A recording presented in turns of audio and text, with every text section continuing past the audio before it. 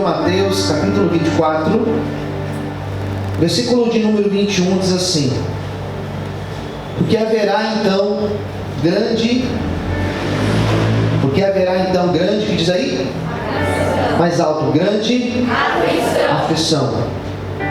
Como nunca houve, desde o princípio do mundo até agora, nem tampouco haverá jamais. E se aqueles dias não fossem abreviados, nenhuma carne se salvaria, mas por causa dos escolhidos serão abreviados aqueles dias. Vamos orar, fecha os teus olhos. Senhor, eu te peço, fale conosco nesta noite. Revela, Senhor, a Tua palavra aos nossos corações. E eu quero te pedir, Senhor, que nada nos impeça de sermos ministrados, que nada roube a nossa atenção nesta noite, que nada venha nos distrair, Senhor, porque nós precisamos ouvir Tua voz. Revela, Senhor, no mais íntimo do nosso ser o Teu querer e a Tua vontade. Fale com essa pessoa que está aqui presencialmente, aqueles que assistem a esse culto, onde estiverem, Pai. Sejam também ministrados por Ti, em nome de Jesus. Amém. E graças a Deus. Todos digam amém? Amém. Aplaude o Senhor bem forte. Amém, queridos? Glória a Deus. Antes de eu começar a ministrar, quero pedir a gentileza que você evite conversar, você evite circular pela igreja. Deus com certeza vai falar conosco nessa noite. Amém? E também já aproveito e já peço desculpas para vocês. Como eu disse hoje cedo, eu dividi esse quadro aqui, esse panorama escatológico de Apocalipse, eu dividi em 3 partes, 3 domingos, né? E cada domingo eu prego meia hora, 30 minutos, no máximo 35, 40, né? Só que essa palestra, isso aqui é uma palestra, essa palestra geralmente eu demoro 3 horas.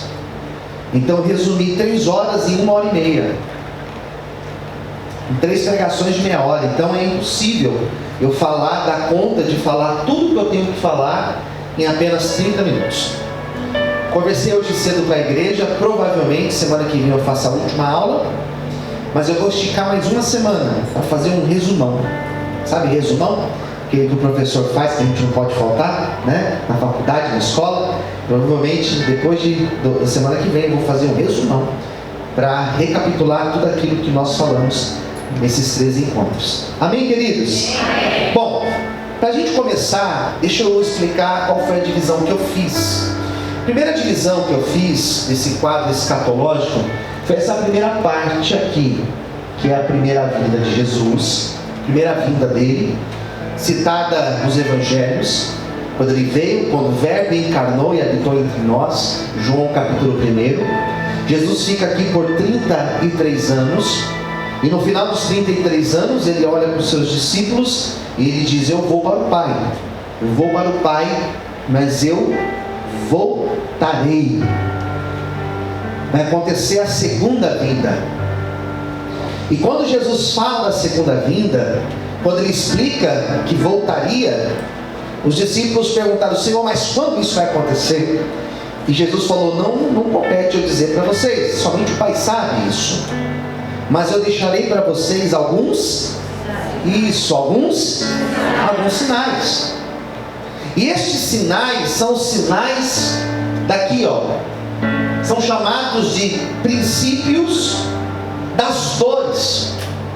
Sabe a mulher grávida que começa a sentir as contrações? Princípio das dores. É o princípio da aflição, princípio do sofrimento. Porque a aflição, o sofrimento acontece aqui, nesse período chamado de a grande tribulação. Então semana passada eu falei sobre a vinda de Jesus, a primeira vinda, e sobre o princípio das dores. E no nosso encontro da semana passada eu falei que Jesus, quando deu sinais, foram mais de 10 sinais claros, evidentes que Jesus deu. Biblicamente são mais de 300, mas os que Jesus deu foram pelo menos uns 10. E desses sinais nós dividimos eles em 4 principais áreas que nós precisamos ter muita atenção. Não sei se você se recorda, mas quando eu falei sobre esses 4, eu disse que o primeiro era a igreja. Qual que é o primeiro? Igreja. Mais alto, qual é o primeiro? Igreja. Então nós temos que observar o que acontece na igreja. O segundo, ele falou, observe a sociedade. Qual foi o segundo? Sociedade. Então observe a sociedade, como a sociedade vai se desenvolver. Em terceiro, ele falou sobre a natureza. Qual é o terceiro? Natureza. Então observe os fenômenos naturais, as catástrofes naturais. Em quarto, ele falou sobre a política, que a política vai encaminhar para o governo único. E quando eu expliquei isso na semana passada, eu fiz uma análise aqui junto com vocês, dizendo que a igreja que antecede a volta de Cristo é uma igreja que será tomada pelo esfriamento, uma igreja que vai se apostatar da verdadeira fé, uma igreja onde nós encontraremos muitos falsos ensinamentos, falsas profecias, falsos profetas. Exatamente o modelo de igreja que nós estamos vendo. Igrejas em que a teologia, elas são antropocêntricas. Cristo não é o centro, é o homem o centro. O culto é centralizado no homem. Venha aprender a ser feliz. Venha aprender a ter uma vida feliz. Venha aprender a ter uma vida próspera. 5 passos para ter uma vida bem-sucedida. Percebe que o homem assumiu o centro do culto. O dinheiro em muitos lugares assumiu o centro do culto. É a campanha para prosperar. É a campanha para vencer financeiramente. É a campanha para ser bem-sucedido financeiramente. Ou seja, a teologia é uma teologia voltada ao dinheiro, ao homem, ao prazer, à satisfação da vida. Nada a ver com o Evangelho. É a igreja que nós estamos vendo. Uma igreja onde os verdadeiros ensinos foram descartados. Pregações como essa não se ouve muito. Por que não se ouve muito? Não é porque é apenas complexo falar de simbologias. Não é porque é complexo pregar Daniel, as 70 semanas de Daniel. Não é porque é complexo pregar Apocalipse. Não é isso. Porque as pessoas não estão interessadas em volta de Cristo. As pessoas estão interessadas aqui, no prazer momentâneo da vida. Quando Jesus ensinou que a nossa vida tem que estar centralizada nos céus. Quem entendeu, diga amém. Então olhar para a igreja, olhar isso. A sociedade são as guerras, os rumores de guerra. Observe o que está acontecendo no cenário mundial. Observe o que está acontecendo, por exemplo, depois você pode pesquisar, no Afeganistão. Um país que estava controlado pelos americanos. Agora os americanos saíram, tiraram as suas tropas. O Talibã voltou a tomar conta. Já tomou conta de 60% do país. Rumores de guerra lá no outro lado do mundo. Mas aqui nós temos também rumores de guerra. Nós temos rumores de guerra não somente lá no Oriente, mas nós temos também aqui na América. Nós temos guerras, são chamadas guerras civis.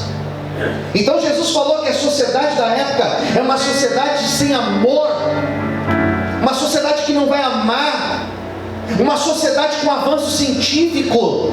E eu disse isso na semana passada, que a nossa sociedade é uma sociedade que estuda se teve vida em Marte, se tem vestígio de água em Marte, se gasta bilhões para pesquisar se teve água em Marte.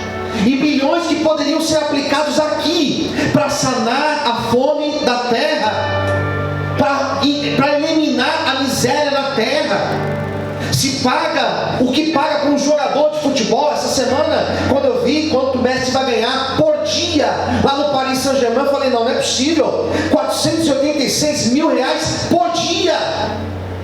Dinheiro que, se fosse pego e investido para tirar fome, milhares de pessoas deixariam de morrer por falta de alimento, por falta de vacina, por falta de saneamento, por falta de tratamento médico. É uma sociedade que não ama, é uma sociedade que não pratica o verdadeiro amor, uma sociedade egoísta.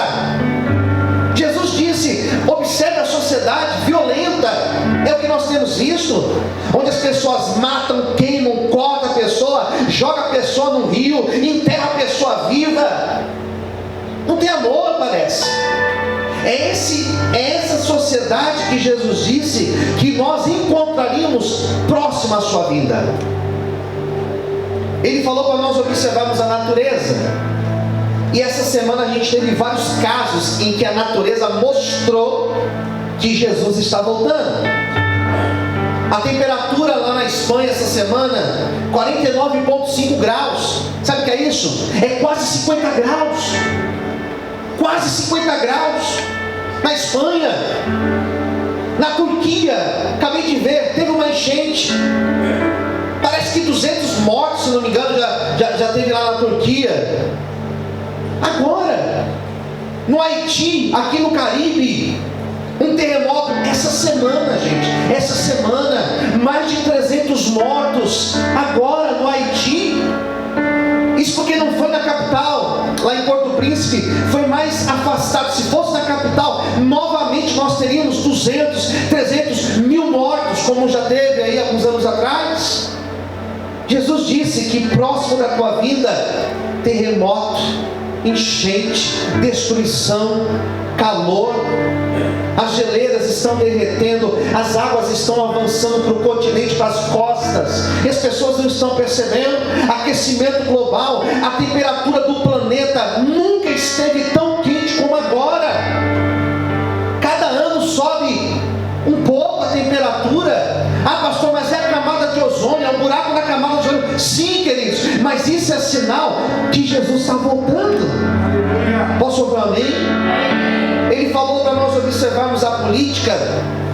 E quando nós observamos a política, e hoje eu quero começar por aqui, ele fala de um governo universal, governo único. E quando nós enxergamos, por exemplo, o que acontece na ONU, que é a Organização das Nações Unidas, buscando uma referência, alguém, um líder que seja uma referência, eu tenho algo para dizer acerca dessa ideia da ONU. Esse governo universal, único, a igreja, ela não passará por isso. Jesus, quando ele fala dos sinais, deixa eu lá mostrar para vocês aqui no quadro. Quando ele fala dos sinais, ele está mostrando esse período aqui. E o que acontece depois dos sinais? O que acontece é aquilo que nós chamamos de arrebatamento. A igreja será arrebatada. Antes de acontecer esse governo único, que será estabelecido pelo anticristo, a igreja será arrebatada. Quem entendeu? Diga amém. O que nós estamos aguardando? Nós estamos aguardando o arrebatamento. E quando a igreja for arrebatada, algumas coisas vão acontecer. E é isso que eu quero pregar hoje para vocês. E eu preciso que vocês peguem a Bíblia. E hoje vocês não podem fechar a Bíblia, porque nós vamos usar alguns textos.